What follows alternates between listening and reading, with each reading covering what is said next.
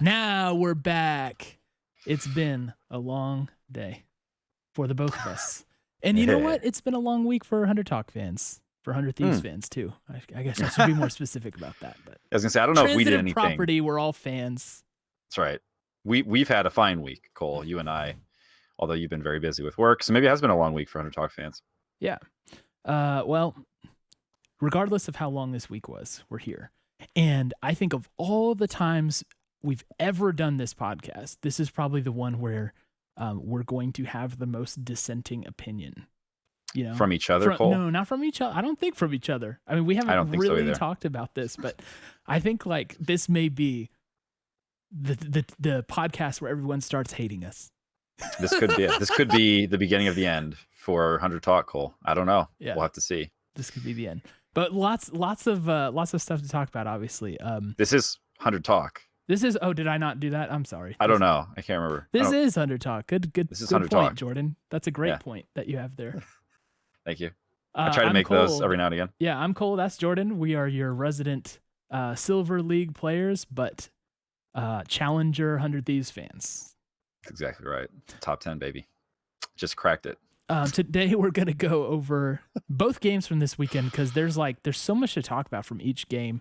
And then if we have the time, we will go over some 100 Thieves apparel stuff because that's another place where there may be some controversial opinions going on. I can't imagine, Cole, that your apparel takes would be different from anybody's. Yeah, I can't imagine I have a different opinion. Anyway, speaking of the apparel, chat has noticed that I am wearing the new bomber today. I'm going to take it off because honestly, I'll get so hot so fast under these lights. But I am giving this a try. I just got it. It was just there waiting for me when I got home. And it's pretty awesome. I'm not going to lie. I like it more than I thought I would. But we will revisit that later. Is there a tag on the sleeve, Cole? There's been a lot of conversation about a tag on the sleeve. What do you mean a tag? Like the 100 Thieves like black tag? That was like an orange tag. It said like, chat will know what I'm talking about. No. Flight tag removed before. No, they're not like the Alpha Industries MA1 jackets. No. I saw a picture of one that had a tag on it. Legit. Well, that was a sample then, because this one sure does not. Yeah. It doesn't. So anyway, we'll talk more about that later. Do you guys like how he knew exactly what I was referring to, even though I didn't know what I was referring to? Technically, it's red on the Alpha Industries MA1, but it might have been red. It could be orange. I don't know. Yeah. Anyway, more apparel talk towards the end of the show. Yeah, but I do have the tee too. So continue this flex. Yep, I'm layered up. Cole, it's a pretty basic looking 100 on that. Oh gosh, don't start now. Are you aware? Don't start now. Save it. Save it, my friend. What Debated, Cole. What we're gonna do, let's not talk about that, but we're going to instead talk about the LCS team, because what a weird weekend we had, full of unpredictable surprises. And a lot of things to learn. Well, a lot of people have things to learn, I would say. Yeah. Let's go get into it slowly. So first of all, the Saturday game against TSM. Now, I think we were widely expected to lose this game. I don't think anyone was like, okay, 100 Thieves are easily going to take down TSM. TSM's still somehow that team that everyone's like, top 3 team, even though they have a 4-4 record coming into the weekend, right? Like, it's a strange place for them right now. Yeah, it's like no matter what they do, people think that they're going to come back. Yeah. So, but anyway, we didn't have much of a chance given to us by everyone else in this game, which we did end up losing, let's not forget. We did. But the manner of the loss was a different tenor than we are used to, perhaps.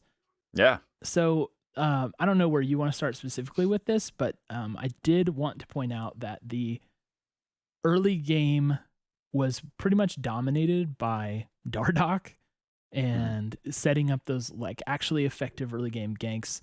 And no matter how you slice it, TSM was looking ahead of us in many ways at the start. So we got off to our typical start of being behind early. But that wasn't the full story. Yeah, This game is a wild roller coaster ride of comebacks. that is. There's a lot of Comebackable emote was being spammed by everyone during this one. yeah. Was it? I didn't catch it live. Well, no, I'm I just, didn't. Okay. If it speaking were, that out would be into the cool. ether. Yeah. Feel free to use your comebackable emote if you got it. Yeah. I think this is kind of one of those rare LCS games where it was a pretty back and forth affair. I feel like there's a lot of games this split that are one-sided. A team establishes an early lead, they start accumulating objectives, and there's no coming back, and that's the end of it, right? Yeah. The game, like they're not a ton of surprises, which, or I think, and that's one of those interesting things. I say that, and it could be entirely wrong, right? There could be exactly as many comebacks this split as every other split, but I think for whatever reason, that's just the feeling I have. Probably because there are more concrete objectives to play for, right? So it's like if there's an early lead, there are more indicators that you don't have it. But this was pretty back and forth, right? And one of the things that was most encouraging to me was the fact that even this is one of the first times I've seen us actually take fights that would have been easier to not take. Like there were, and again, we lost this game, so not to get too excited about this consolation prize, but like, how often have you seen a team in the LCS go for and effectively pull off a 3v5 Baron stop, right? Like, that's not a super common play to make. And we did it twice. So the fact that we had to do it twice, we didn't stop it the second time, which was why we lost.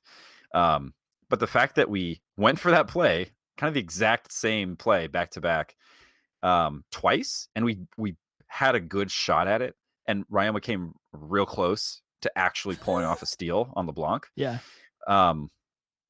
a positive thing, right? So there's a negative, which is you are down 2 people on the Rift, and there's an objective like the Baron up. A positive thing for me is the fact that we said, all right, guys, let's see what we can do, and we went for it.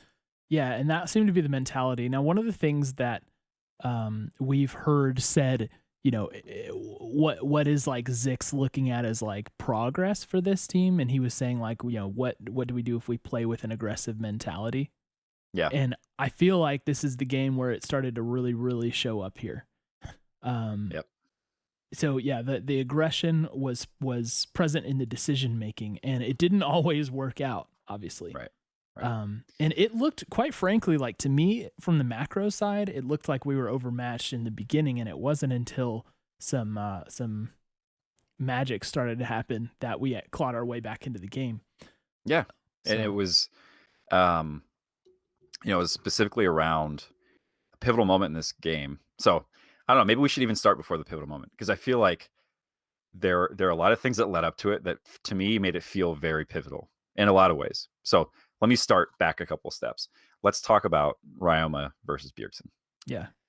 And before I get into it, there's a laundry list, kind of like a cascading series of events that I just found completely fascinating, and I really want to talk about. But before I go on my spiel, is there like how did you generally leave this game feeling, Cole? Are you convinced that Ryoma is actually the worst mid laner to ever play in the LCS, as some people seem to be convinced, or what were you thinking? Well, certainly don't have that conclusion. I also don't share the strong conviction that we should get rid of him, like, yet. You know what I mean? Like, to me, as you pointed out, like, he kind of is exactly what we thought we were getting.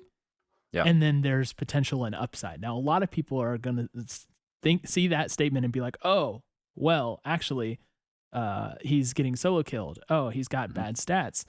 Oh, like, he's doing nothing on the Rift. And that's where I think we really are going to disagree about a lot of stuff, respectfully.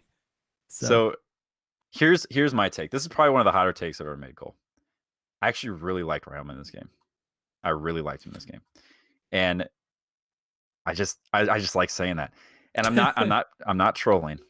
Let me break it down. The first thing he did in this game was he had an incredibly favorable trade on Bjergsen. Like, over half health, chunked him hard. He didn't do much with it. No. So I'm not giving him a lot of credit for it. But the fact that I have I'm brought back to this matchup he had against Crown, who is now no longer a starter. So take it or leave it. But that's the kind of thing that I love to see, right? Maybe it was probably before they're even level 3, honestly.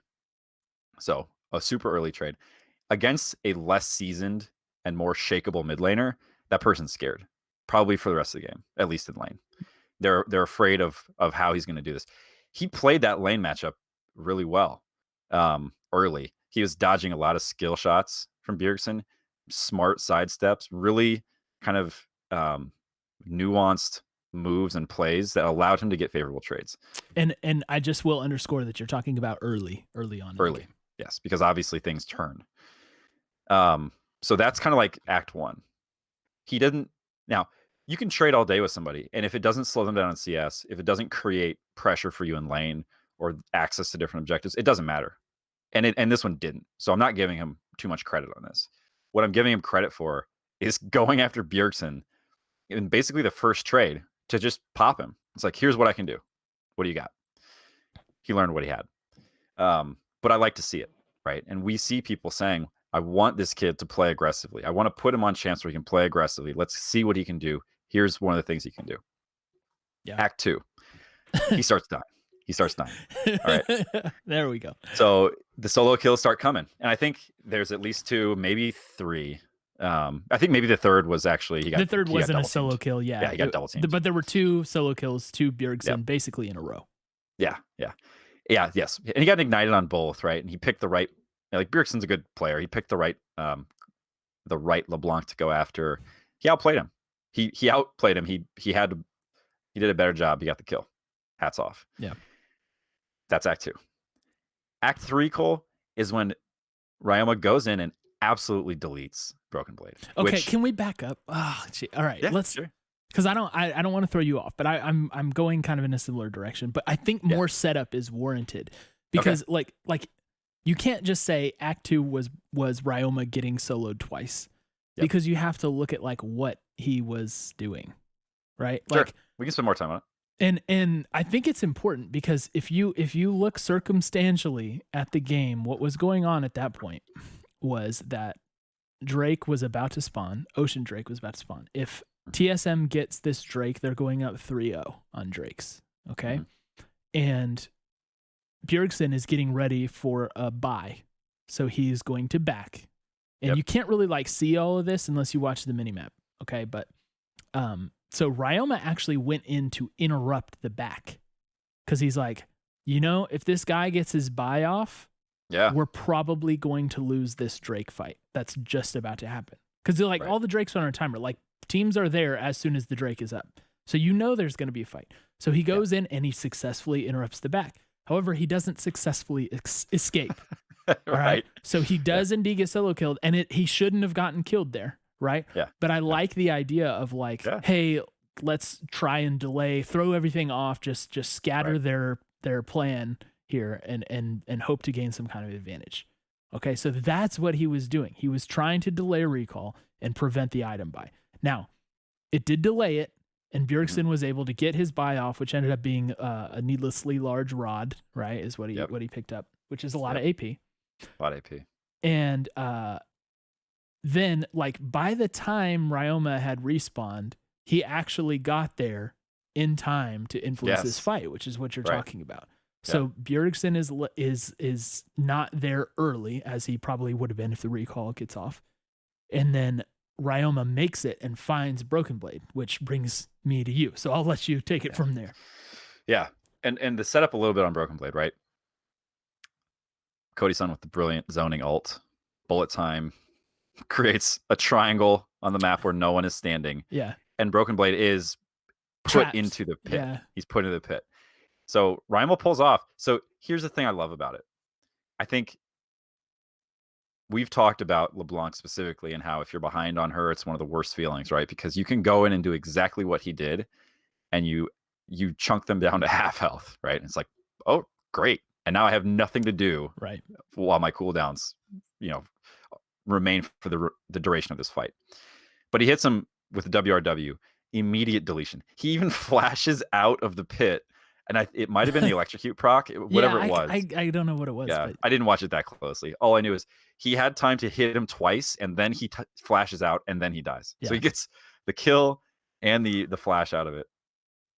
So that's why I think, like, he went immediately from getting solo killed by Bjergsen, right? Everybody watching on stage, this is his stepping up to an all-time great, and he gets solo killed. And you know what he does? He rolls back into the fight, and he deletes somebody instantly. Like, he didn't miss a beat. He didn't feel bad. Like, he didn't take time to or like he didn't tilt and just try to like blow up their back line, right? He's like, oh, Broken Blade's in there? Okay, boop, he's gone.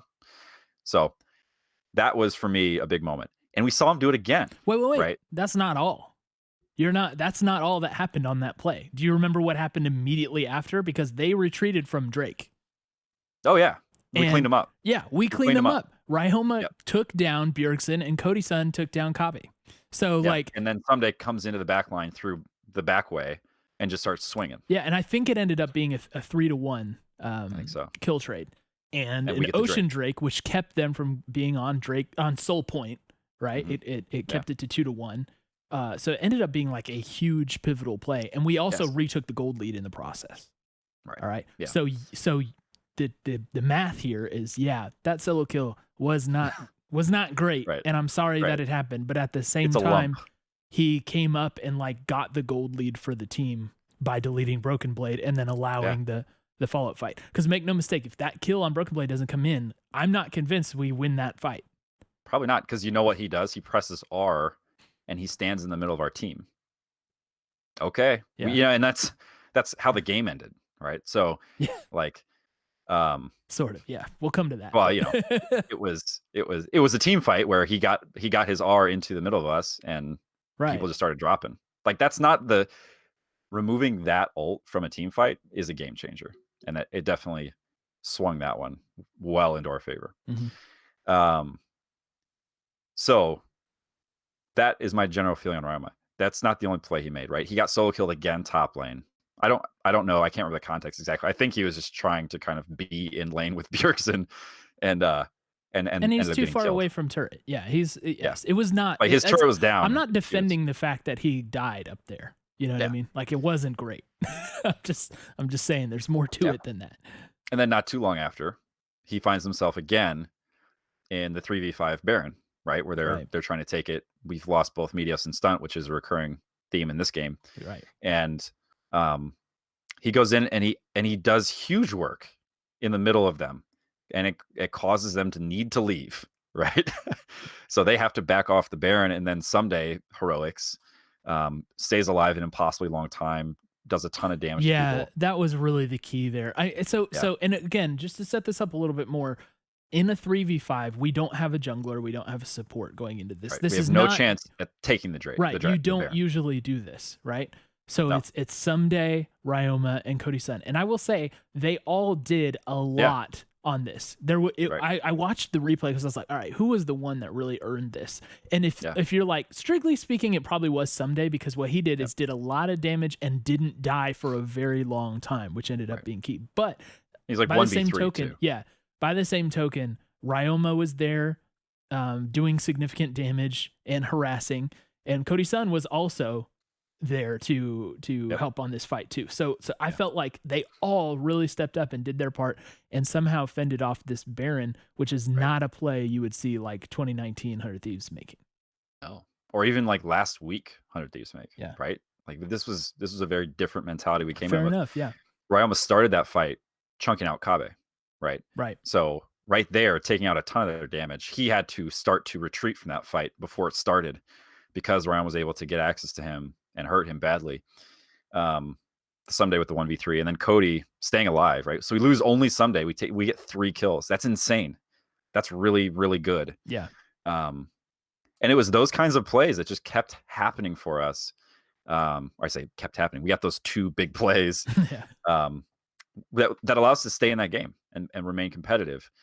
And we have not talked at all about Stunt or Meteos, but this was not their game, right? Yeah. Like, we weren't just highlighting their play. Now, I will say though that I didn't feel like Meteos was egregiously bad in this game by any stretch of the imagination. And he did get Yeah. killed at some key times, which has been a recurring theme of the split. But I still felt, even with everything, like I had to give credit for, I think he played better than he has been playing. And he built a Gragas who's doing a lot of damage. Those barrels were really chunking people's health bars out. Yep. And it just was unfortunate that he and Cody got caught and cleaned up at the wrong time. You know, what I mean? He and Stunt. Or he and Stunt, excuse me. Sorry. Yeah, but he went basically AP Gragas, right? And just and it worked for the most part. And it worked. And he was actually causing them a lot of problems. Yeah. I think it was when Bjergsen realized the importance of removing him from the fights. That's where things really started to turn. Right. They would target him, they would get a pick early because he was so squishy. That he just didn't have the ability to kind of, that's the gamble, right? The gambit on that build is, if you can stay alive, fantastic. You know, you've got great utility in a team fight with your cask. You're chunking people out left and right. If they catch you, you're absolutely gone, especially playing against Syndra, who just presses R and you are dead. Yeah. And it happened, I think, twice too. Right. And so really, again, those were at key times too. And it was a shame because we could have pointed probably to another like Ryoma moment where we started at that point in the game, we really started feeling like it was our map, like these fights were our fights, and that we were going to win things, you know, whereas before it was like we were clawing back into it.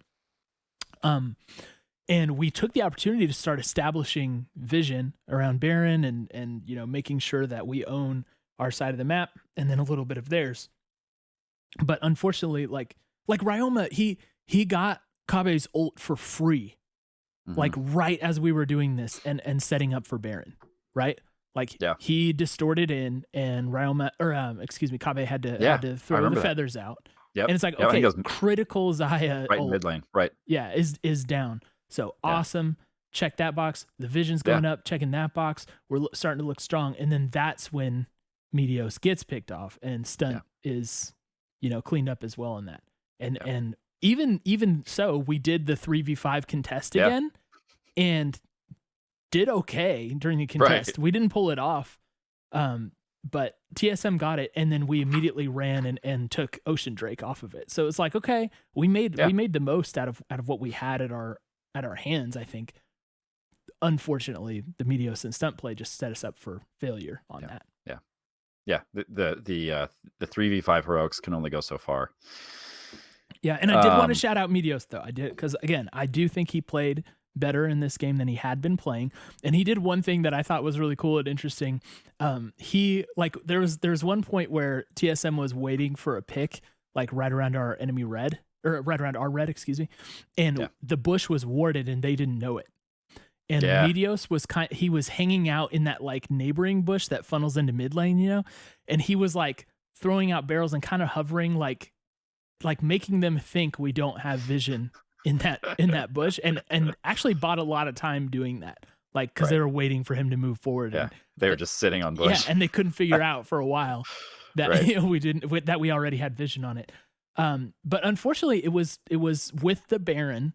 They came and found us under that bot side turret. Like I think it was Cody and Stunt that were there in the bot lane trying to clear out minions on tier 2 bot, but the collapse from TSM was so quick that basically they erased 2, maybe even 3 of us there.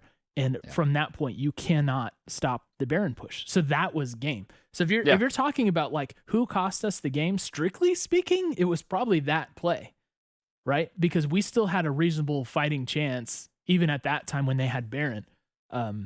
So, and again, costing the game, there's like a totality of events that happen over the whole thing. But, you know, if that goes a different way, if they don't get caught out under that turret, we might have been able to hang. Yeah, and I don't even know, honestly, how much I'd say they were caught out. Like, it's not like they were in a stupid spot, right? Like, they were under turret. They were in a about as safe a spot as you can be, unless you're just in your base. But then what are you doing?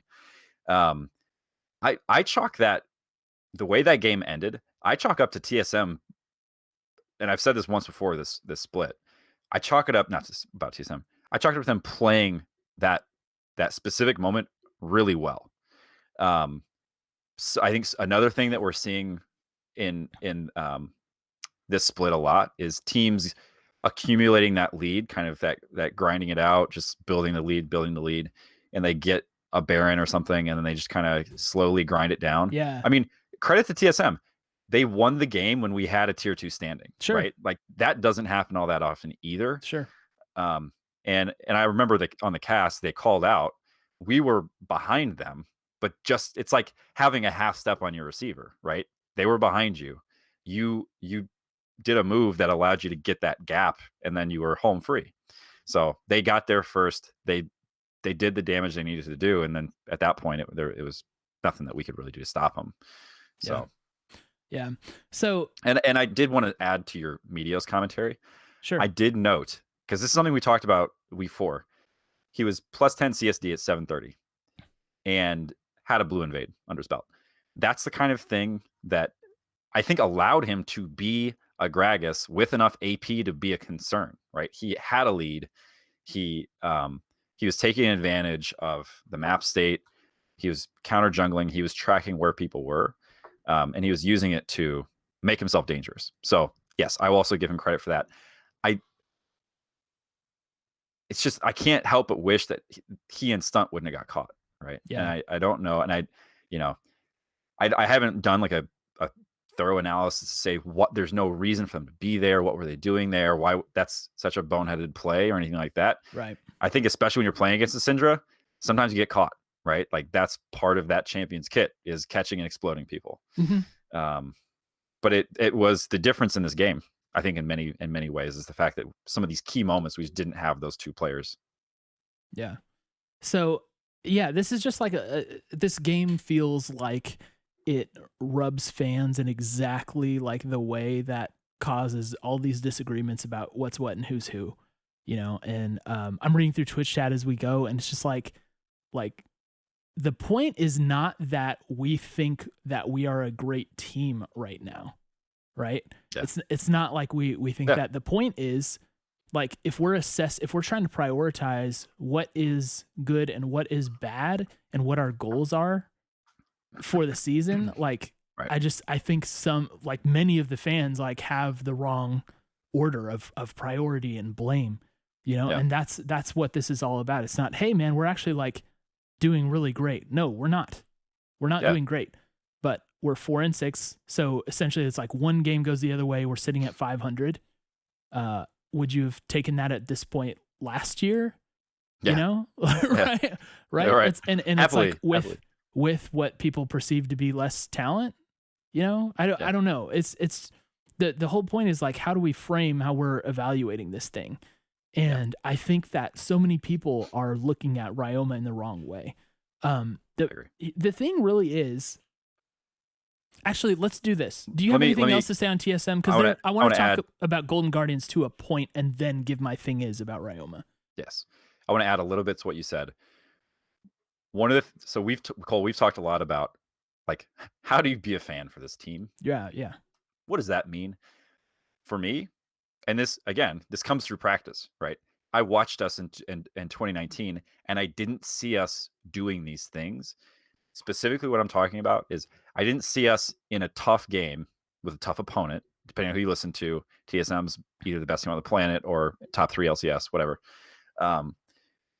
What we didn't do in 2019 is actually like having this skill in your skill set, contesting a Baron take, right, as a 3v5 is not something we had in 2019. So even if this game is a loss, and even if we look at it and say, wow, there's some things that we did that were bad and we've got to clean that up, one of the things you can take from this game is, oh, that was pretty dope. That was a pretty good play. Right. And I would love it if, for example, we could bring that play back maybe in the playoffs, right? Because as you improve, right, as you put yourself in better positions in games that you want to be in and tournaments you'd like to be in, you're going to get popped. Somebody is going to put you in a position where they hurt you. And in those situations, if you don't have the plays to get back into it, you just lose. You get 3-0'd, and they're always going to beat you. You've got to be able to do stuff against the odds. And this is a great example of that. So yeah, the game was a loss.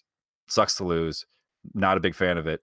but I'm happy about some of these plays. I'm happy to see that we had a player who got solo killed and then came right back and made a pivotal play for the entire game. 3 guys on the map who said, we don't have a jungler, let's go for it anyway, right? Like that's the stuff that I think you need to watch and be excited about if you're a fan. Right.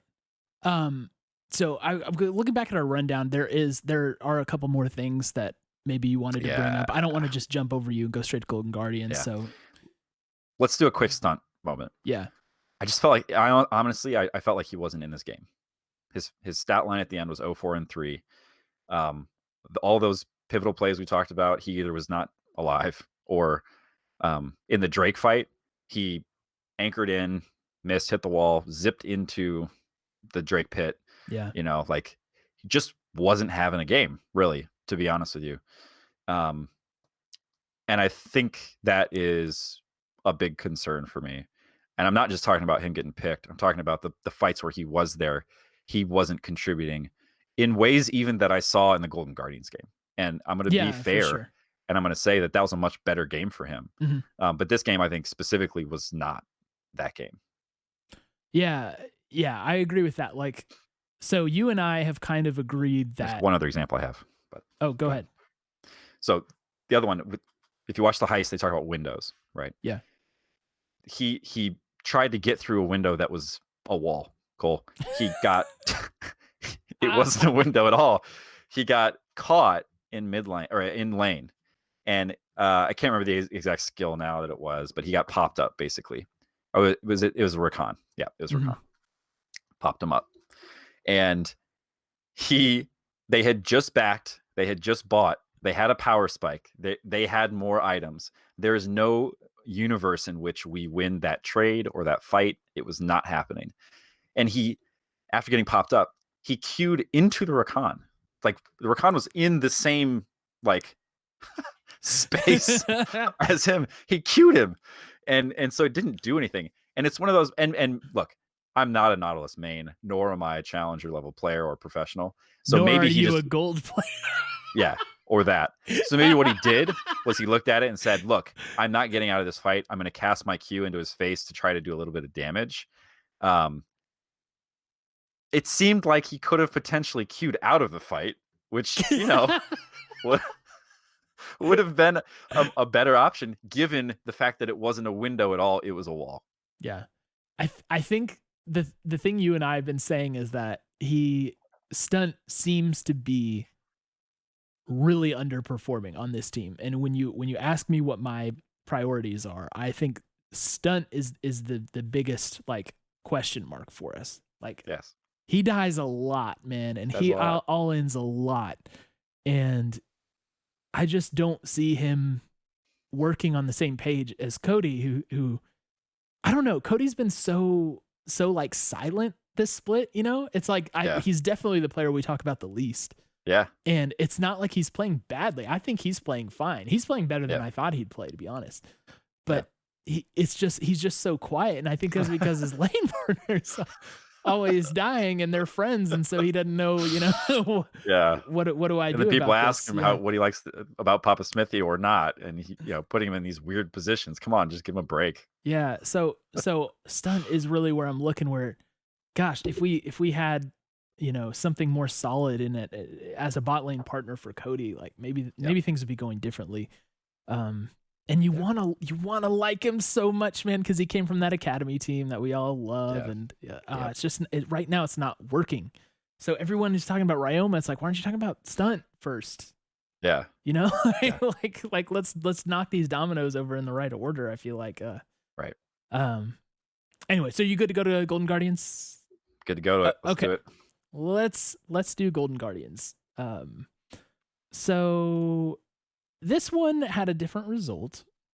Very different. We looked entirely different in this game than we had for the past. I think we lost, what was it, 4 in a row that we lost? And interestingly enough, during draft, we broke from our tradition, which was we blind picked for Ryoma. And we gave Ssumday counterpick. Yeah.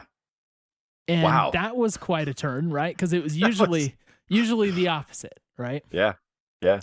And so we got Ryoma took Syndra, Mhm. And then we got Ssumday on Lucian playing against Gangplank, who I think like Gangplank is a champion that I think Ssumday specifically has like a nice like understanding. He like has the barrel distance. I think he knows like more intimately than like anybody else in NA. Because Right. if you go back and look at his performances Yeah. against Gangplank, Yeah. he tends to really crush. And Yes. also when he's on Gangplank, he tends to do extremely well. So I think he's just got this familiarity with this champion. He's like, all right, I got a Lucian top. I Right. know exactly what Hauntzer is going to do here, and Yep. I'm going to take advantage of it. And he, And boy, did he. yeah, he went entirely wild. And this is one of those games where looking at the scoreboard, it doesn't show up like the way it should. And it Like, still looks good on the scoreboard for Ssumday. He went 5-0-2, right? yeah. But he earned like a 3x multiplier on that Yes. because he was so valuable all over Right. the place. And I have to say, you know, if you remember, what was it, like maybe 3 weeks ago, I was saying one of the things that we need to see in this split is Ssumday actually step up and be that guy that everyone knows he can be, because Yeah. he really just wasn't, like, for the most part, he wasn't popping off on the same level. And he, like, ever since Holly gave him that bear, I guess that's Oh my gosh. really the difference, I guess. Holly, what a move. He's really like picked up the slack even while we were losing, right? He's looked extremely good Yeah. and has been 1v9 in some weeks. And I mean, you can't ask him to do any more during this game than he did on the Lucian. Yeah. It honestly, it was shocking, Cole. It was like I'm having a hard time thinking about another example of somebody rolling a game this hard. I mean, at one point they were fighting in the mid lane and Ssumday was just taking their Nexus turrets. Like it was it was insane, dude. Like I uh I think that it's maybe one of my okay. For sure, Ssumday has my top 5 probably all-time favorite moments of being a 100 Thieves fan. Yeah.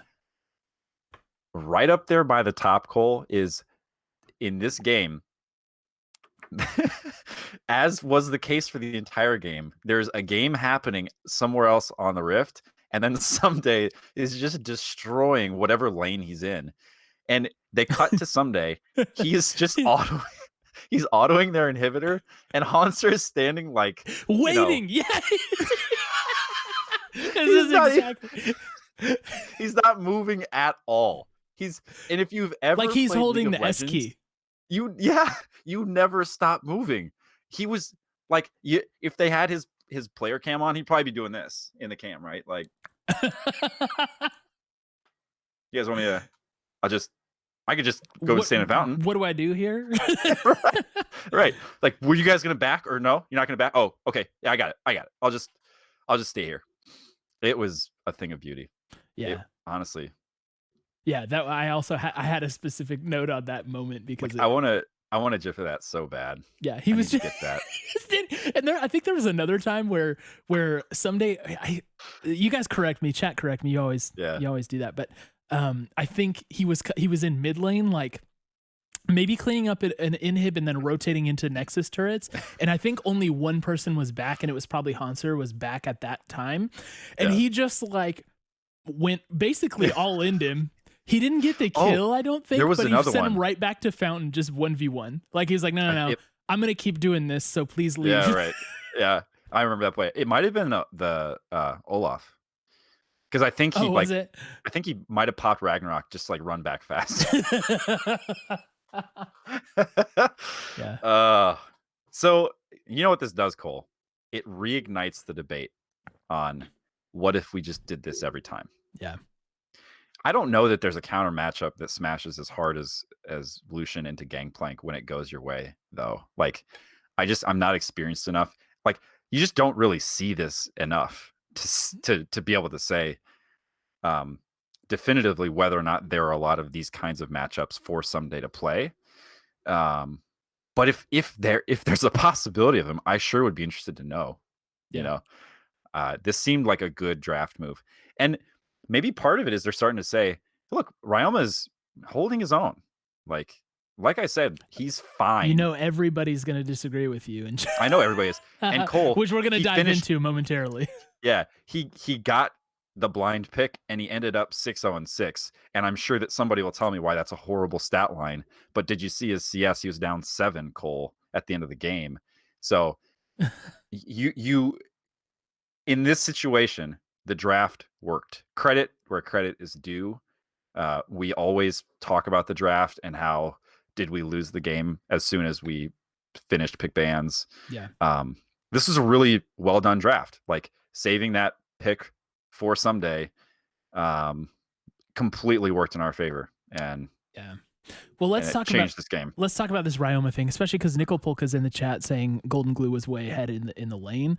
And Nickel Polka, I'm not trying to pick on you with this, but I did take your take from Twitter and on here too. So I'll read that because I actually disagreed a lot with your take here. Again, this is all respectful. So, yeah, you know, whatever. It's fine to disagree. Nickel said, Ryoma isn't worth an import slot, and it became more apparent this week.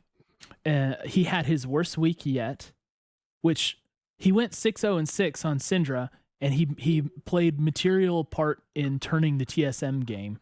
So, and he had bad moments in the TSM game. It didn't really have many bad moments in Golden Guardian. So to me, that's not accurate that this was his worst week yet. He got absolutely clobbered by Bjergsen in a way, sure, even though most of the time he was like reasonably close in CS, I guess, but you know, Bjergsen's a better player, no doubt about it. So don't get me wrong. Yeah. And then said, and lost lane handedly to Golden Glue 4-0 versus 0-0. And so that's what I really have a problem with this assessment, is because if you break down what happened there, like it's really not Ryoma losing lane here or getting dominated by Golden Glue. Now, there are obviously some things that Golden Glue did to cause problems for him. So here are those things, right? Like Golden Glue is 4-0, not because he was killing Ryoma, but because of his roams. And he was using the Zoe to shove in waves and go roam, which is what you want to do and which is a good mid laner should be doing, okay? So he was able to do that, you know, several times and get roams that paid off in kills. He never killed Ryoma himself, obviously. Right. But like the first that he got a double kill when he rotated down to a fight that was starting in bot while Drake was being taken by them, right? And we kind of Meteos, I think, blast coned over the wall and wanted to start a fight. I think Meteos was hoping to do that before the roam really got off, but Ryoma was chunked out and had no mana and had to back. Right. So it's not like he had like a way into there. Right. And so Golden Glue ended up like it was a 3-1 fight and he got a double kill through it. Cool. There's a GP ult involved. There's a lot of stuff that kind of went into that fight. And he got very lucky to walk away with 2 kills. It was close. I wouldn't say very lucky, but it was close. It's not lucky that I think he's lucky that both of those kills were contributed to him, because there were a lot of people doing a lot of damage in that fight, including the GP ult, including like the bot lane. Everybody was there. Usually you don't leave. So unless they were intentionally trying to feed him those kills, like he just kind of showed up and did a couple spells, basically, you know, and got it. Yeah. And so again, you guys, this is not saying Ryoma is playing the lane perfectly. Like it was a case of Golden Glue getting mid lane priority and roaming off of that. Like that is what a superior laner does. Right. But Ryoma hung in there with CS. Someone was saying he was down 58 CS by the end of the match. Like he was even with Golden Glue through like 18 minutes, you know, like something like that. I don't even know what the finishing was, but I didn't think it was that bad. It was 258 to 251. Okay. So, and Ryoma was down 7. Yeah. So I don't know where that's coming from. But yeah, it's like, it's just kind of confusing to me to say all this stuff like about how he got so smashed in lane. Cause he really didn't. Now, to me, first of all, there are 2 things going on here. One is that I understand that everybody wants our mid laner to be a super like powerful player. I do too. If I could rotate in like Chovy for that, yeah, sure, why not? You know what I mean? Like there's an import. Yeah. Right. I'm not saying Ryoma is like even like a top 4 mid laner. You know, I'm not saying that. All right. But it's like what we have is a guy, and like if you really think about it, the problem is his early game. Like he has a weak early game. He tends to get down in lane like very easily and struggles in trades for the most part. I know sometimes he gets off at advantage, like you said, against Bjergsen or whatever. He had a nice trade. For the most part, though, he loses those trades. But he has a habit of coming back stronger in mid lane, in mid game and late game. And you know what he's missing? He is not getting mid lane ganks. Name me all the times that Meteos is visiting his lane and getting him a gank. Like that never happens. Like there's been I remember one super lazy gank that had no chance of ever working. And then I think there's been like maybe one or two other things. There's that one against Crown. Where Meteos misses the flag. The flag. So yeah, it's just like he's not getting that attention from Meteos. You know what I mean? And that's something that he's used to having, right? That's what he had in his previous squad. Right. So it's going to take some time for him to adjust. But it's like people right now. What is this? Someone was just talking about how he's like last in CS or whatever. Okay, his CS per minute, like look it up right now, is virtually the same as Crown, Niski, and Bjergsen. All right, there's more to it than that. Oh, those are trash tier mids. Right. Just sample. He's like within like 0.1 CS per minute of those guys. Like look it up. And I am not saying this dude is a great player. I'm just saying our expectations of him are probably not really fair at this point, but he's still showing signs of being able to affect a game in a materially positive way during mid game, especially, and then a little bit of late game. But honestly, like the other thing about stats is when your whole team is losing, like everyone's stats go down. Like look at Ssumday stats, man. Ssumday stats are not actually that sterling when you look at them. All right. Like, but nobody would argue that he is not top three. We know he's an excellent player, right? We know he's our best player. Like you can't just rely on that. Like Cody Sun's stats right now are like, when you look at how like where he ranks among people of his position, they are like barely above where Ryoma's are. All right. Yet we're not sitting here saying like Cody Sun's playing so bad, because he's not. He's playing fine, and he's playing fine when he has what I perceive to be a disadvantage in his support. Yeah. So I think like the framing of this whole Ryoma thing is just not right. Like I think we and the thing about the early game is that you see the early game so flat out. Like it's usually just one-on-one situations or 2v2 situations. It's much easier to parse what's happening when we're watching the early game because it's much more set and standard. So I think he's done a really good job in those, Cole. Like in the early games, I don't. I'm speaking specifically of the times where he is. So he's not getting a lot of ganks, right? But he's being targeted a lot. Like, yeah, I don't have the numbers, but I would be interested to know what the jungle presence is around mid for us compared to other teams of the enemy team. Because it feels like he gets a lot thrown at him, and he does a good job of not like. This is what happened with Saligo. They would bring people to mid, and it was a reliable source of income. That is not the case with Ryoma. He doesn't just kind of break when you start pushing on him and when you have people showing up. Like there are definitely times where people waste their time in mid lane because they try to show up and get something from him that he's not going to give them. Yeah. And that goes for a lot too. And you know what that does? Hurts your CS. Right. And here's my thing about the CS stat specifically. When you have somebody who, so when you talk about Ssumday's numbers, we talked about this another week, maybe it was week 3 or week 4. There are games where Ssumday doesn't really play his game much, right? Like this is a great example. Golden Guardian's game with Ssumday is a great example of what he can do when he's unlocked to play his game. Right. And it looks like he put Hauntzer in the death realm for the entire game. Like, and I'm sure that's how Hauntzer felt, right? Like I'm in my own instance of this match and it's horrible and I would like to go home now. But when he can't do that, when he has to show up to a team fight to just try to keep us together, to try to dole out enough damage so that Cody can like eke out a kill, sneak one in somewhere. Like what stat is that helping you with? Like you're not CSing, you're not in a side lane, you're not pushing, You're not generating gold for yourself. You're doing damage. You're throwing damage at people who are just going to absorb it, heal up, and keep beating you.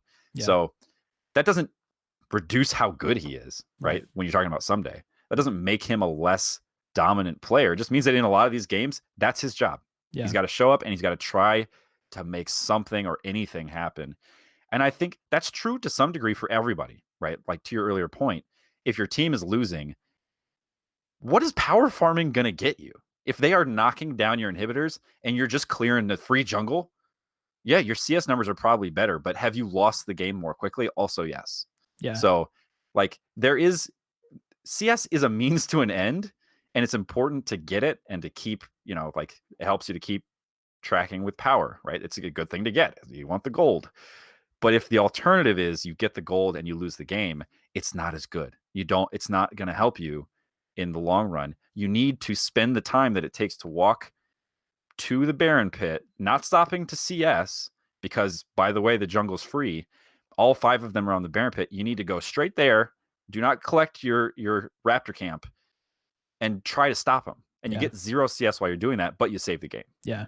That doesn't show up in a stat. Right. And I mean, this whole conversation, I'm reading chat who clearly doesn't understand the point we're making too. So that's on us for not being clear about this. The point is you can't just look at stats to determine like where he stands. Like the whole reason I brought up the like CS of these other players is because we know they are great players, and yet the stats in certain areas show, something different. That's not actually like the full picture, right? The whole point is not to focus too much on that. And yes, you guys, like, he is struggling in the early game for sure, which is when we get to see him lane, right? And we get to see him in his direct matchup. No one's disagreeing with you there. But I'm just confused as to how you can watch him go 6-0-6 and say he's like he had a bad week. Or like another thing I was seeing people say like a while ago is like he has a bad Zoe, when it's like he like had one game where like it wasn't working for him and he's had 2 great games on Zoe. It's like people want to blame him because he's an import and because he's like new, right? He's not established. And, yeah, and of course he's not going to be like this excellent player yet. Like he may become that and he may not become it. Right. All we're saying is like, let's relax and like see what happens. Because if he has no chance to develop, then there's no point in that. And I'm being asked like where we would rank Ryoma among mid laners. I mean, I don't know off the top of my head, but definitely not like, I mean, he's in the 7 to 10 range in my head. I don't know where he stands, but he would not be. I wouldn't put him like top 6. Well, this came up on the JLXP. They were talking about mid laners specifically and where people rank. And, like it is not the general consensus, and I'm not, appealing to the authority on this one, but it's not commonly held that Ryoma is the worst mid, or even in that, like, I think there is a consensus that, like, certainly Crown, who's been benched, right, is performing at a lower level. Golden Glue is somebody's name's come up as having struggled, right? Like, I think that if you are starting from the point of Ryoma is the worst, convince me otherwise, then that's not fair. 1. And 2, like, it's just not an honest way to assess this stuff. Yeah. So I think that if you're having a conversation about this, you really just need to start from the point of what's he doing. And I think what you brought up is super important. The idea behind bringing in developmental talent is over time that you expect they will get even better. So if your first round robin in their first split, you are not convinced that they're a top 5 mid laner, and so you're thinking that they're probably done, you're going about it the wrong way. That's not why you make a bet on young talent, right? Like, if he came in and he was top 3 mid, that would be insane. That would be, because who would have picked him up then? Like, Europe, right. Probably. They probably would have, somebody else would have grabbed him up. If he was so obviously one of the best players on the planet, somebody be paying him the big bucks. So we took a bet that we think he's going to get to the point where he is a world talent, and we're going to see what we get. Yeah. And right now, what I'd say is, yeah, keep going. Right. And so just to sum this up, because we could sit here and argue with chat all day about this, but it's like we're not saying like you guys are wrong that he's not playing well. What we're saying is I think you guys are being too quick to like want to pull the plug on this. And like I understand that because I want to be really good too. But and like we've had tastes of what it has felt like to be really good, and I want that to happen as well. But you know, as we've talked about endlessly on the pod, you have to give the team time. You have to. And if you want to have these conversations after summer, I'm open to it. You know what I mean? But I'm not gonna like get through half of his first split and be like, okay, cool, like we're done. And so there's a Twitter take actually that I wanted to read. This was I think one of the most reasonable ones. This is from Leech Terrell. He said, Ssumday and Cody, he was separating them. So the way this is worded, he's separating them from the rest of the pack. Like Ssumday and Cody, they're fine. The rest need some work. In my opinion, I don't want to give up on Ryoma until I see that he gets more attention from Meteos, excuse me. Ssumday can get his own leads, and I'm confident in our bot lane. I want to see Meteos get our boy a lead and see what he can do with it. He plays like he has the lead. And when I looked at his whole 2019 split, the jungle got him ahead and he took over games. So I will be on board with your comment if that happens and he still poops the bed. You know what I mean? Yeah. So that's another thing to consider. So I thought that was like a more reasonable like look at this. So yeah, that's where I stand on Ryoma, and I'm, you know, that I just want you guys to know I'm not sitting here saying I think he's a top 5 mid laner. I'm just saying I think we need to wait. I think he's doing what we need him to do, which is show up and play the game at a higher level than our other options, to be honest with you. That's job one, right? If our academy mid laner is better than you, then that's a problem. Yeah. You know, and you should be in the academy then. So I think I'm feeling good about Ryoma. Like I'm encouraged by what I've seen, and I don't go into games thinking, is he going to lose this one for us? Even the game against TSM where he died to Bjergsen, it ended up that he almost saved it for us. You know, like he was kind of our biggest shot at getting back into that game. So even when he's getting, and this is what they talk about, there's going to be int games, right? What we had on TSM was both. It was an int game and a carry game. Yeah. And unfortunately, the rest of the thing didn't work out. But yeah, I will say I feel less fine about him than you do. Yeah, I can tell that. Yeah, but you know, point taken. Yeah. Did you want to shout out Stunt for this game before we move on? Because I like this ended up just being a whole Ryoma conversation. Yeah, look, the game we ended up smashing, but go ahead. And, everybody had a bounty. I know you wanted to say a piece on Stunt. So yeah, all right. Like I said, I'm going to be fair, and for me, that means I'm going to give him credit for the things he did well, and I'm not going to go into great detail. What I'm going to say is there were multiple fights where he re-engaged with his hook, or where he opened with an ult and then hit a root and then hit a hook, right? Like he was using the full kit. There was one situation where he engaged, hit his stone plate, stayed alive, soaked up a ton of damage and skills. And that was a big fight for us. Yeah. And I think very importantly, the Meteos and Stunt factor in this game, completely different. Like in the TSM game, it was every time they would show up on the screen as I'm watching it back, like I didn't have reason to expect this. But it's like, it's like the horror movie, right? Where they're walking into a trap and you're like, well, there it goes.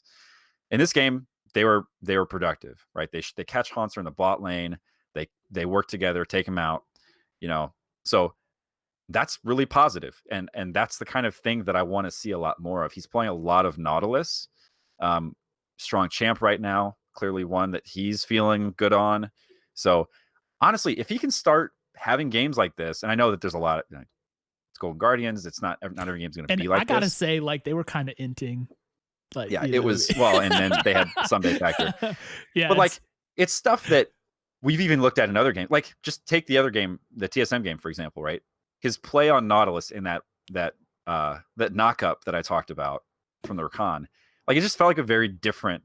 He just felt more confident, more comfortable on this champion, and I need to see a lot more of that. and it did get us stuff in this game. So credit where credit's due. I think he had a much better game.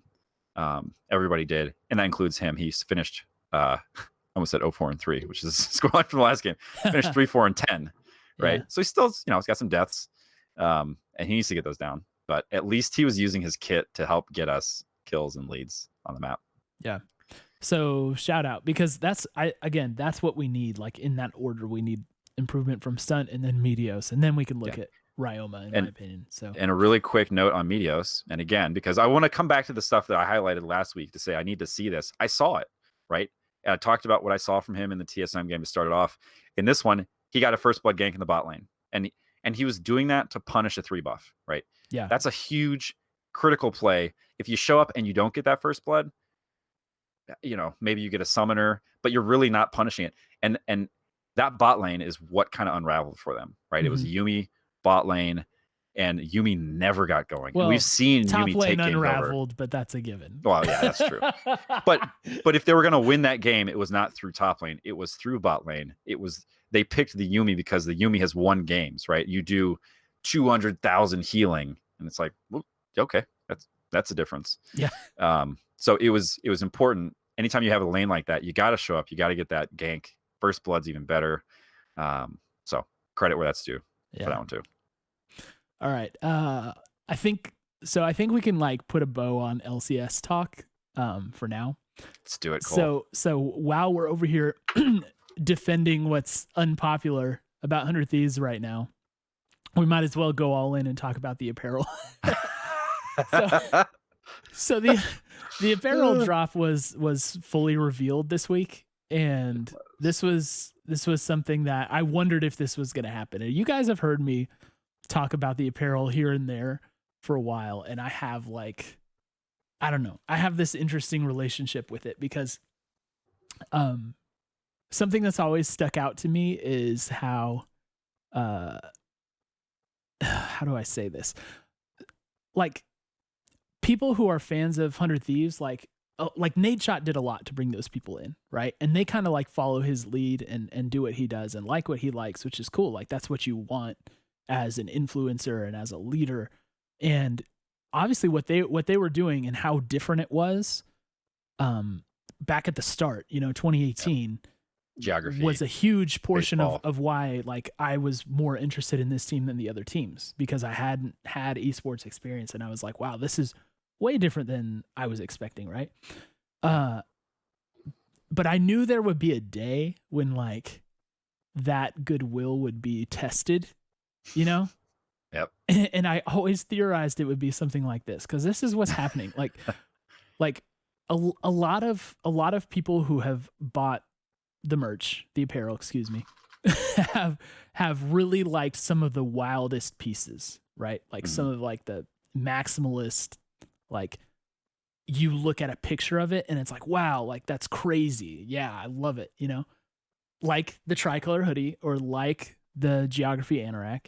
I think that the cream hoodie is actually like kind of a weird outlier here, because that was one of the most popular items, even though it was super plain. But for the most part, people really liked the wild stuff that was happening. Yeah. Wow. Now, so and this has to be like couched by the fact that I am an old dude, right? Like I am 31 years old, so my tastes are not the taste of like a 16-year-old or an 18-year-old, I'm officially older than you tomorrow, Cole, by the way. Oh yeah, Jordan's birthday is tomorrow, so give him a shout out. Who? Yeah, so I'm old, so my taste is gonna be different. Like I loved the cream hoodie. I did love the geography hoodie because it was so different. I'd never really seen anything like that. But the other pieces that have been loud, I've never been super into, right? Like, you guys know, I used to have the apparel wall here, right? Mm-hmm. I own every piece of 100 Thieves apparel, like even like the rare giveaway stuff, and it would just hang here. And you know why it hung here? Is because I didn't really wear it. Like, there were pieces that I would wear, like the midnight long sleeve tee, the daylight one, the more plain stuff, because that's like how I roll. But so many of the pieces were so loud that they're pretty to look at and hard to wear, right? So now that we have like an entirely like new head of apparel, and I don't know really, it's always been a little unclear what's happened on the design side. Like I don't know if we're working with the same designer that we've always worked with or if it's someone new. People seem to think Doug is actually literally designing the clothing, which I don't think is true. But honestly, it's, you know, we don't really know all the answers to all those questions. But like this is clearly like we took a step in the direction that Doug is taking us on this drop, right? Like the jersey program, calling it a program, releasing it in a lookbook with video and stuff, and then this numbers collection, right? It's like a themed collection. You didn't see this kind of stuff before. You didn't see a themed, cohesive like thing put together, right? And then plus you've got the like just the sheer number of items in this drop, right? It's not like 3 things. And it's like, oh, cool. Like I really like that hoodie, so I'm going to buy it. Like I really like the like camo crew neck, so I'm going to buy that. It's like, here's a collection of pieces that you can wear when you're going for a certain aesthetic, right? And it's way more in line with what like an actual apparel brand would do. It's not like, hey, we designed this cool hoodie and we're putting it on sale. You know what I mean? It's like, it's a thought out collection. Now I get if this is not your cup of tea, you know, that's fine. But like, it's clearly a step in like establishing the direction of 100 Thieves apparel. You know, that is what it clearly is. And I think that maybe because of the younger audience, or maybe just because it's esports, or because they're like Nate Shot fans and stuff, what people tend to think is like streetwear is like, which I'm going to wear this 100 Thieves hoodie, and which black and red and white Jordans am I going to wear with my black jeans? Like that's not streetwear actually. All right. If you collect sneakers, that's not necessarily streetwear. You know what I mean? Like that's not putting a whole aesthetic together. Right. And this is the first time where there's a collection where you can start to do that. And the other thing is those pieces can fit in more easily with other stuff. Right. So we go from like, it's not anymore just like, okay, what shoes do I wear with this? Now it's like, how does this fit into everything I'm wearing? So it's much more like in line with what an apparel company would do. And so from that perspective, I'm like, you know, this is definitely right. I'll talk about the design actually in just a second, but Jordan, I'll let you voice your thoughts on this a little bit, because you may even dissent from me. I'm almost always happy to just listen to you talk about this stuff, because I recognize that you are somebody who pays much closer attention to apparel, like as a thing, as a subset of our culture. And so I'm more than happy to say what I like the look of and not. I'm always interested to hear your takes on why that might be, right? Yeah. And for me, I'm in the camp of, I think these things are, and I hadn't really realized this until you described it for me, but very similar to you. Like I kind of looked at this stuff and thought like, oh, that's a hoodie that I could wear at any point and all the time. And I look forward to that. You know, like it could fit very seamlessly into a number of situations that I need to wear clothes. And so, you know, I'm excited about that. And like hats, I wear hats a lot because 1, I live in the frozen tundra, and 2, I think hats are great. So this is a hat that I'm excited about. I think the way I'll sum up my take on this is, I think it's so interesting to me that each of the organizations, or not each of them, but more organizations, more and more, are doing this meme, right, where they put their own they put their own like, you know, letter liquid, on it or something, LTD on it. Yeah. And I think it was the FlyQuest one where they did it, and they're like, wait a minute, and it's like, oh, it looks really cool. It looks better, right? Like, oh, okay, this is better than what we have, you know? Yeah. And I think that's a testament to actually the quality of the underlying design, where a team can change the letters in it and be like, yo, we should have done that. Yeah. And I think that's exactly what happened with earlier stuff too, right? Where it was a baseball jersey, and then everybody's like, could we also try that? Could we do a baseball jersey, you guys? And then it started to show up, right? So I wouldn't be surprised at as all. we found out, we weren't the first to do the baseball jersey. We weren't. We can't claim That it. was We like did. a Freak of Freaks, I think it was. Yeah. So I wouldn't be surprised at all if those people who are now kind of saying like, "Oh, really great job, you guys," like their next apparel drop features some very similar things, right? Like, I think they're all realizing that, yeah, it's pretty good looking stuff. So there's a Twitch take that I want to like analyze here from Afterbangs One. He says, "No reason for people to buy this drop because it is not unique. Geography hoodie and Anorak were fire. Cream hoodie is notorious. Tricolor hoodie design. Baseball jerseys. This gives us no identity." And I think almost the opposite of this take. Like. In almost every way. And I mean this with all due respect, Afterbangs. Like, I'm not like everybody, this is all subjective. You know what I mean? So if you like it, you like it. And if you don't, you don't. Like, there's nothing wrong with that. No one's wrong. But the point of like, this gives us no identity, it's like the polar opposite of that. Because you've got more stuff. It's cohesive in design, which it was not before. All right. Make no mistake. It wasn't, the pieces were not cohesive with each other before. We are doing something that's different. Like, hey, we stopped writing big letters down the sleeves. You know what I mean? That everybody does. Like, we stopped that. And then here's what you do as a brand, especially with brands that are supposed to be cool and forward thinking, is like you ask people who want to participate in your brand to step into what you do specifically and like, you know, try and look like it and act like it and be like it. You know what I mean? And like, this gives you room to do that. This collection is an invitation to do that. To like I think one of the things you said to me, Jordan, privately was like, you showed me a picture of the shorts and like with like long socks and everything. And you're like, you made some comment about how like you couldn't do that or something. I'm not convinced this is the look. Right. Yeah. Because it's so different from what you would do, you know, but this, again, it's an invitation to participate in what this is.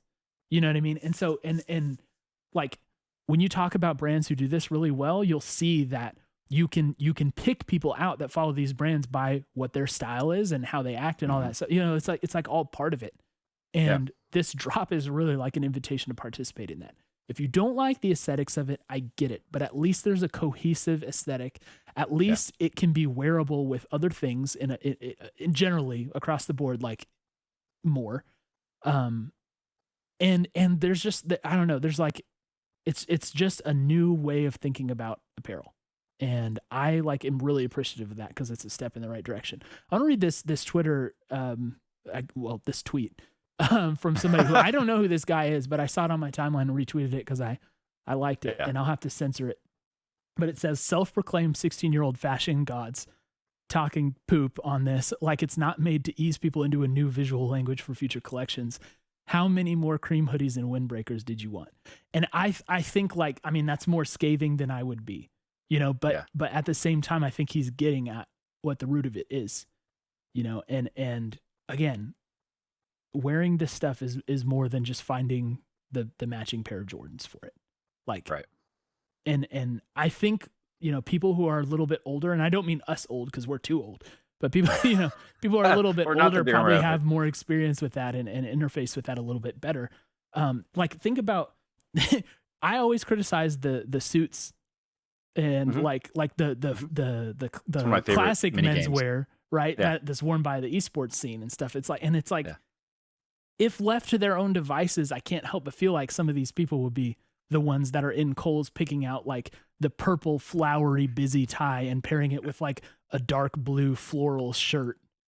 You know what I mean? Like, 100%. like that's just not what you do.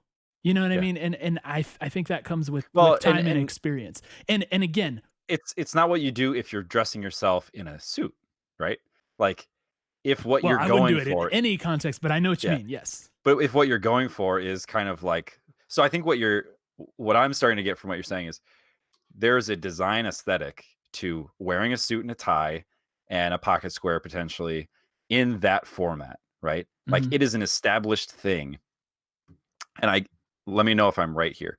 What you're getting at is there is that same aesthetic for the kind of space that 100 Thieves exists within.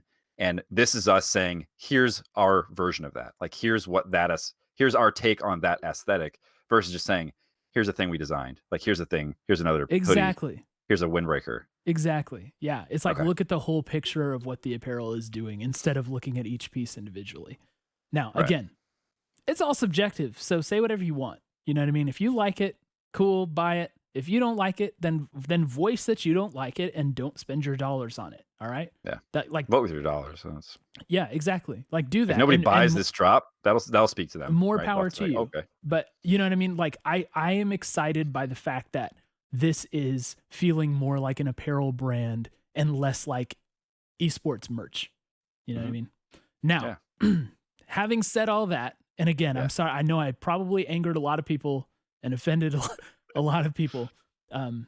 But having said that, I do think that there are some interesting things to point out about this drop. Now, all I have, so I'm wearing the black tee with the 100 Thieves on it, right? Yep. I'm wearing that. And people who were watching earlier probably saw that they sent the bomber as well. So this is the bomber with the numbers on the back, right? That everybody's talking about. It's got let's see, on one of the sleeves it has like a shadow 100 Thieves. Right here, which may not even come through on the camera. Actually, that's not even it. Here it is. Probably is not going to come through on the camera, but it's got like this shadow 100 Thieves there. Sorry, my camera work is awful here. Yeah, you can't even see it. You kind of having handled this, I've made a couple things, like made a couple notes. One thing is that this stuff fits smaller. All right, based on these two items, the fit is smaller than all the other 100 Thieves stuff. All right, so keep that in mind. Like, I don't know, if people are on the fence between like, oh, sometimes I size up, sometimes I size down, I would say like if you're in the middle, I would definitely size up on this because it feels like all around smaller to me. The other thing is I'm Upsurge just rated us, by the way. Oh, yeah, Upsurge. Thanks for the raid. Upsurge, of course, the UPL hosts the league that 100 Next plays in, right, and has been dominating and running wild.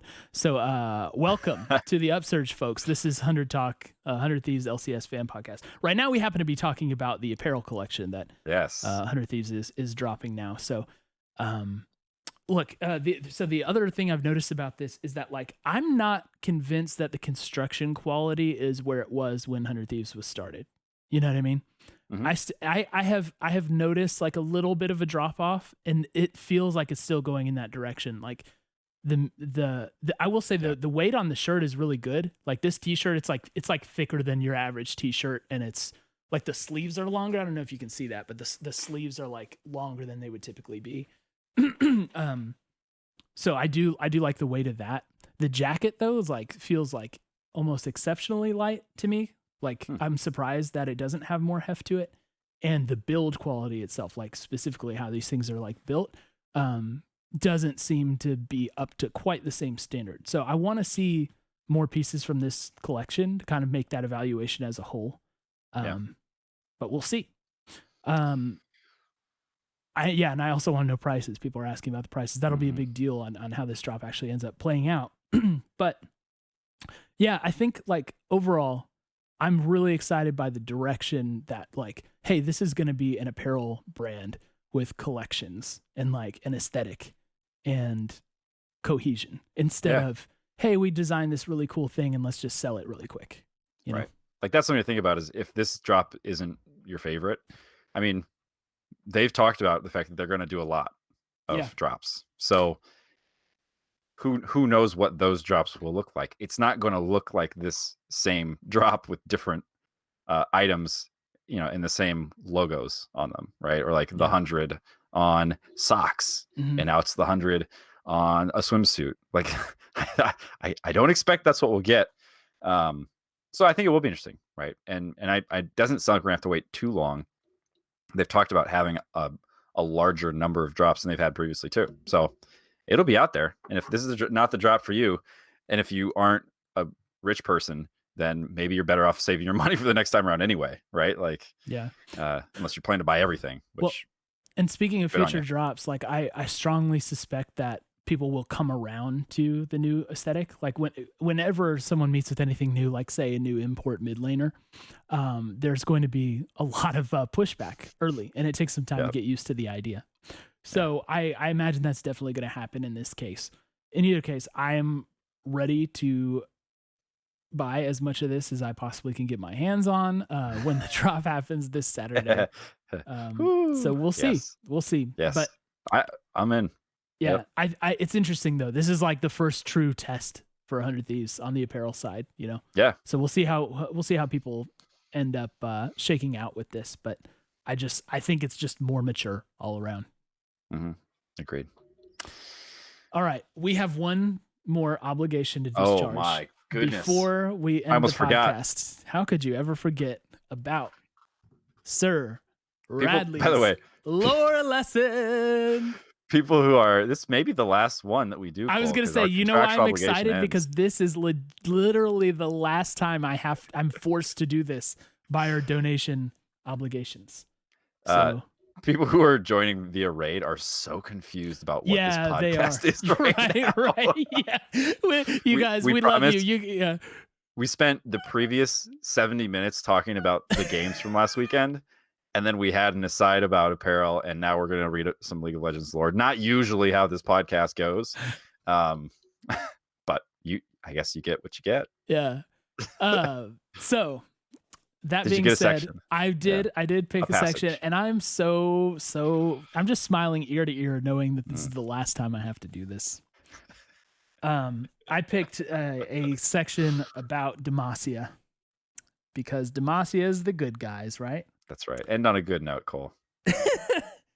And I wanted to read you a passage about King's Gambit. Okay. King's Gambit. That's the name of Garen's ult. Is it really? It's not. No, it's not. I was going to say, yeah, it's Justice something, right? Like Justice Punch. No, that's Galio. Anyways, not even important. Let's just get the last lore out of the way. By the way, shout out Sir Radley for donating a whole lot of money and making me do this. Okay, yes. King's Gambit, excuse me. Far from being the humorless, duty-obsessed bores that outsiders sometimes mistake them for, Demacians dance, sing, and play as often and as enthusiastically as anyone else, even as enthusiastically as I'm reading this lore lesson. One especially popular game played by families, comrades, and new friends alike is King's Gambit. Is this a new Riot game, Cole? Coming soon? No, this is an ancient Demacian tradition, Jordan. A variant of the ubiquitous Tellstones, which, you know, they're ubiquitous. Tellstones is everywhere. Yeah. King's Gambit is considered a duel of minds where each player tries to commit the movements of the stones to memory while also trying to confuse and outwit their opponent. All right. So do you know what King's Gambit is? Because that's all there is about King's Gambit. It's so vague. It's like a game they play. Hey, guys, they play games.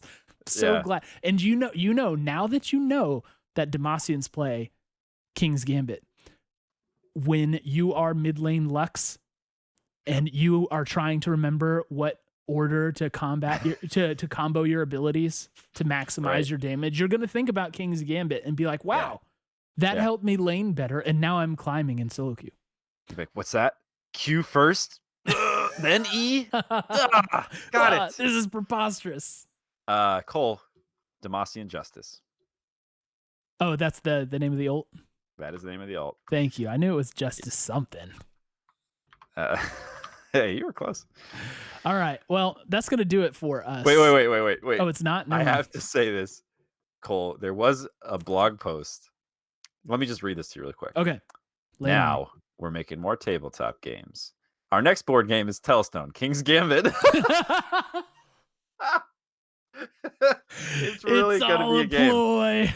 The ubiquitous King's Gambit. We will be playing King's Gambit at some point in the not too distant future. I love that. We will not be playing that. That donation is going to have to be huge for us to play that on stream. Yeah. Darkuth is right. Yeah, yep. Darkuth is right. All right, so everybody, thanks for a controversial and combative 100 talk. Spicy where one. we finally throw the book down and disagree with all of you on everything. Next week, Jordan, what are our games next week? I think you had Next those. week, Saturday's EG, Sunday's Team Liquid Right. Coal. So did we catch one them of those should be an easy dub, and it's not EG. I'm glad we're playing TL now, honestly. No, honestly, I think TL is going to be fine. I think they're going to turn around and be second place, and I think you want to play them now instead of the last game of the split. Yeah, I still am worried. I'm not going to lie. I'm worried about both of those, to be honest. But yeah. So Could yeah, be an important week. And I think actually the TL game is on Monday. I thought it was Sunday. I looked. And I might be off. Yeah, I might be off. In either case, yeah, we have some games to look forward to, and I think like we're getting to the point, right, where we start taking actual lessons from how this team is. Like we're through the first round robin. We're gonna go through our second one, and now it's gonna be, what do we actually know instead of what do we think, and that'll be interesting. We're gonna find out in about over the next 3 weeks if we're like really bad or if we're okay. Yes, we'll know more one way or the other. Hopefully it's good things. Yeah. Hopefully it's good things. Yeah. All right. Well, anyway, that was 100 Talk for this week. Thanks for joining us, everyone, for an extra long episode. And as we always say, we love you and we miss you already.